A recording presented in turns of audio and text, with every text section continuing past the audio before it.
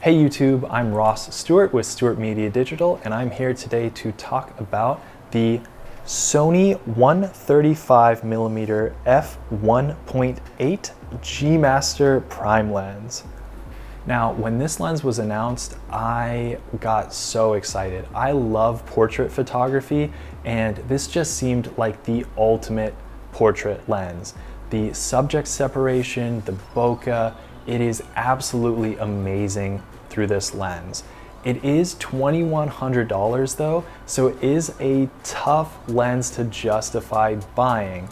However, I was able to rent this lens through Aperturant for 10 days. So I've taken a ton of shots over the last week or so with this lens. If you're interested in renting gear, I had a great experience with them and I would absolutely recommend it. Link in the description below. But let's take a look at everything great about this lens and maybe some things that aren't so great. So now let's talk about the build quality of this lens. Like you'd expect from a Sony G Master lens, it is really well built.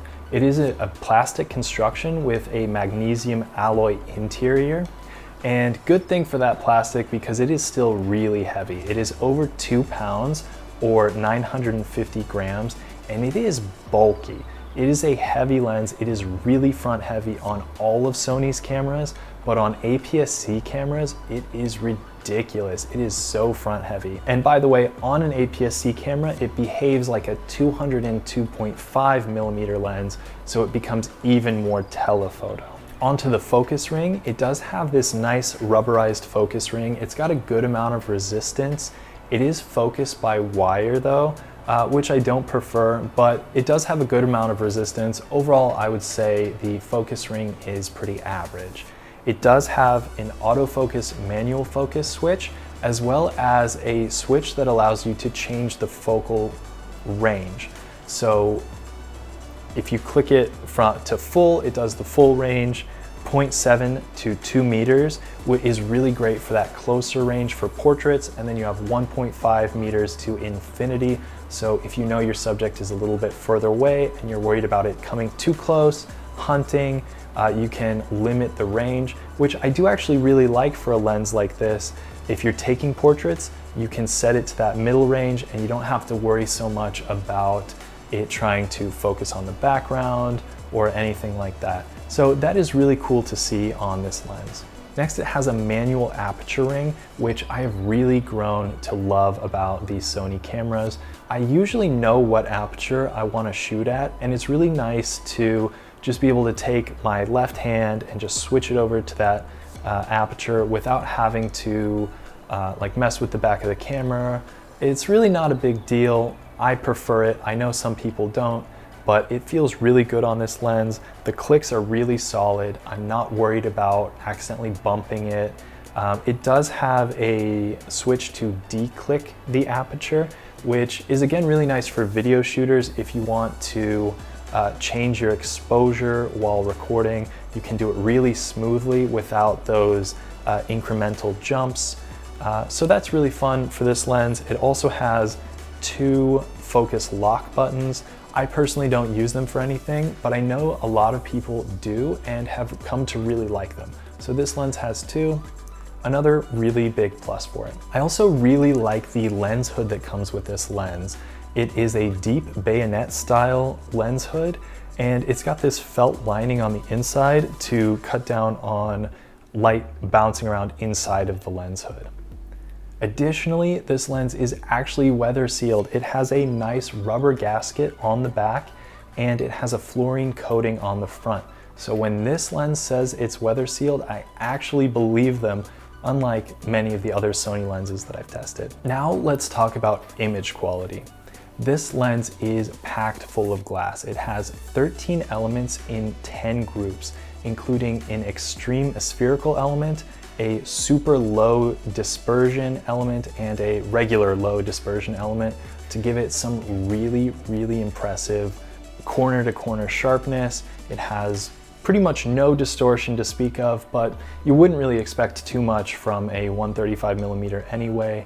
And overall, the sharpness is just really impressive.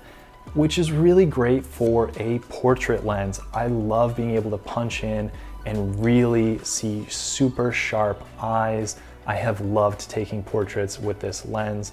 The sharpness is really impressive. Next, let's talk about the bokeh, because that is what's really exciting about this lens. 1.8 aperture at 135 millimeters is gonna give you great subject separation. The backgrounds are really blurry, really creamy, really smooth. The bokeh balls are really nice. There is some cat eye at 1.8. And like I've said in other videos, that's sort of to be expected up until you hit the really expensive cinema glass. I would like to see a little bit less of it out of a lens like this, but once you stop down to 2.8, the bokeh balls become almost perfectly round throughout the entire frame. It's also worth mentioning that a 1.8 aperture out of a telephoto lens is really impressive. If you're like me and you're used to shooting with a 70 to 200 for most of your telephoto needs, this is over a stop more of low light. So if you are an event photographer and you shoot in dim spaces, that's another really great use for this lens with that 1.8 maximum aperture. Next, let's talk about the autofocus. In a lot of my videos, I don't spend too much time on autofocus because the autofocus on these modern Sony lenses, it just works. It works well, it works reliably. So I don't typically feel like there's a lot worth mentioning, but this lens is so good that I feel like it is worth mentioning. On a 135 1.8, I didn't expect it to have quite as snappy and responsive and accurate autofocus as it does, but it is really impressive. It locks right in on the target. It tracks eyes when you're using eye detect autofocus. In video, it tracks subjects. A lens like this, I would not typically think would be good for motion, for sports and wildlife, things that move around quickly, but the lens is responsive enough and it does really well in those situations.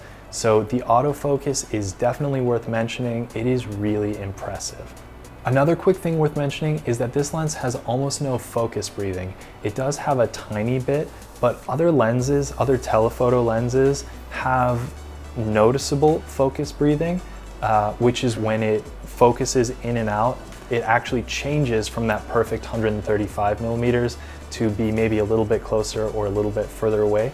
So that can change your framing. So if you're using this for video and you're doing rack focuses, that's another really great thing about this lens is you're not going to notice your frame changing because the focus breathing is almost non-existent. Now, like I've said, this lens is really impressive for what it does, but it's $2,100 for a lens that I don't think is necessarily the most versatile. If what you shoot is mostly portraits and you love low light performance and you love blurry backgrounds, then this may absolutely be worth it for you. But let's take a look at a couple other options just to compare and get an idea of what's out there. First, let's compare it to the Sigma 135mm f1.8. That lens is only $1,200, so it is $900 less for still really good image quality. You're still gonna get amazing sharpness, amazing bokeh. Sigma is not slacking. Sigma is making great glass, but the autofocus is not going to be quite as good. So if you really rely on that fast, accurate autofocus, the Sony 135 f1.8 may still be the right option for you, but at a $900 difference, you may feel differently. Since we're talking about low light kings, let's go ahead and compare it to the Sigma 105 f1.4 lens also. That lens has really amazing bokeh, just like these other two lenses we've talked about. It does have 2/3 stops better low light performance because of that 1.4 maximum aperture. And it is really an impressive lens. It's got great sharpness, great bokeh, but just like the other Sigma, the autofocus is not quite as good. But on sale right now, it is $700 less expensive or $500 less expensive normally. So that is another great option if you're looking for a low light portrait Bokeh King. Anyway, I hope that was helpful to you guys. That $2,100 price tag is hefty for a lens that is not necessarily the most versatile, but if you love taking portraits and love low light performance, love blurry backgrounds, love subject separation, then this lens is absolutely right for you. I rented this lens through aperturant.com. I had a really great experience. If you're interested in renting from them yourself, please check out the link in the description below.